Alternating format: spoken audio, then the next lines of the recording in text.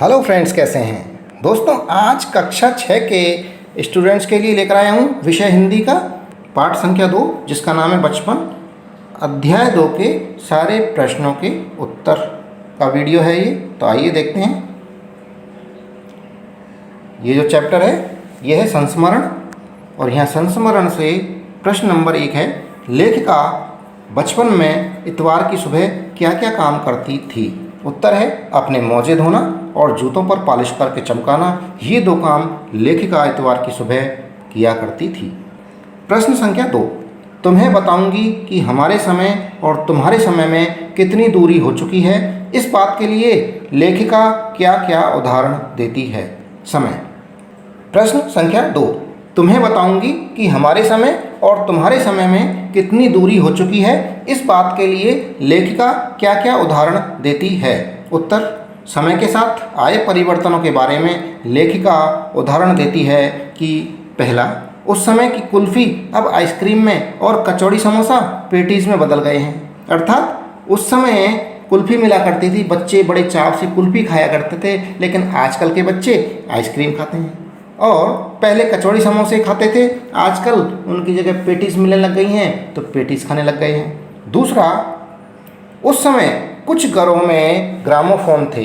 Gramophone होते हैं जो रिकॉर्डिंग आवाज़ सुनते हैं, रिकॉर्ड, वो ग्रामोफोन होते हैं। रेडियो और टेलीविज़न नहीं थे, आज ये हर घर में हैं। रेडियो और टेलीविज़न हर घर में मिल जाएगा। तीसरा, उस समय के सहतूत, फालसे और खसखस आदि के शरबत अब कोक, पेप्सी में बदल गए हैं। अब सहतूत, फालसे और खसखस के शरबत कौन पीता है, अब सीधे कोल्ड ड्रिंक मंगवाई और उसको पीते हैं। प्रश्न संख्या 3, पाठ से पता करके लिखो कि लेखिका को चश्मा क्यों लगाना पड़ा। चश्मा लगाने पर उनके चचेरे भाई उन्हें क्या कहकर चिढ़ाते थे। उत्तर, लेखिका को नज़र कमज़ोर होने के कारण चश्मा लगाना पड़ा। लेखिका के चश्मा लगाने पर इनके चचेरे भाई उन्हें निम्न शेर कहकर चिढ़ाते थे। ये शेर क्या था?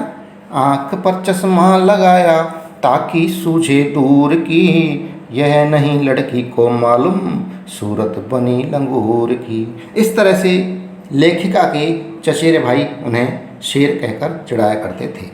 प्रश्न संख्या 4, लेखिका ने अपने बचपन में कौन कौन सी चीज़ें मज़े ले लेकर खाती थी। उनमें से प्रमुख फलों के नाम लिखो। उत्तर, लेखिका अपने बचपन में रात में खाने के बाद चॉकलेट को मज़ा लेकर खाया करती थी। वह कुछ खट्टे मीठे काफल, कुछ एकदम लाल और कुछ गुलाबी, रसभरी कसमल और चेस्टनट खाती थी तथा शहतूत, फालसे और खसखस का शरबत पीती थी। कुल्फ़ी, कचौड़ी समोसा, चना जोर गरम, अनारदाने का चूर्ण और पेस्ट्री खाती थी। संस्मरण से आगे, संस्मरण के अंत में, पाठ के अंत में जो प्रश्न है वो है, पहला प्रश्न है, लेखिका के बचपन में हवाई जहाज़ की आवाज़ें, घुड़सवारी, ग्रामोफोन और शोरूम में शिमला कालका ट्रेन का मॉडल ही आश्चर्यजनक आधुनिक चीज़ें थीं। आज क्या क्या आश्चर्यजनक आधुनिक चीज़ें तुम्हें आकर्षित करती हैं, उनके नाम लिखो। उत्तर, आज हमें निम्नलिखित चीज़ें आकर्षित करती हैं। पहला, computer, tablet, laptop, smart TV और इंटरनेट। सारे दिन इन्हीं में ही लगे रहते हैं। दूसरा, मेट्रो ट्रेन, बुलेट ट्रेन, जहाँ बुलेट ट्रेन अभी हैं या आएंगी उसके लिए वो हैं मेट्रो ट्रेन। तीसरा, उपग्रहों का प्रक्षेपण। चौथा, मोबाइल क्षेत्र की आधुनिक चीज़ें जैसे मोबाइल गेम्स, यूट्यूब पर काम करना, नेट पर बहुत सारे हैं, टेलीग्राम पर, व्हाट्सएप पर चैटिंग करना, ये चीज़ें हमें आकर्षित करती हैं। पांचवा, हवाई जहाज़ में बैठकर यात्रा करना। प्रश्न संख्या 2, अपने बचपन की कोई मनमोहक घटना याद करके विस्तार से लिखें। उत्तर, अपने साथ घटी हुई किसी भी घटना को लिख सकते हैं, जैसे कि पहला, आप अपने नानी मामा के घर गए हैं, उससे संबंधित। दूसरा, अपने बचपन के मित्रों के साथ नहाने गांव के तालाब पर नहाने गए हैं, तब की कोई घटना। तीसरा, अकेले जाते समय कुत्ते पीछे पड़ गए हों। या चौथा, कभी गांव में बंदरों ने घेर लिया हो। ये प्रश्न है अनुमान और कल्पना के आधार पर। अपने अनुमान लगाना है और कल्पना के आधार पर इन प्रश्नों का उत्तर देना है। पहला प्रश्न है, सन 1935 से 40 के लगभग लेखिका का बचपन शिमला में अधिक दिन गुजरा।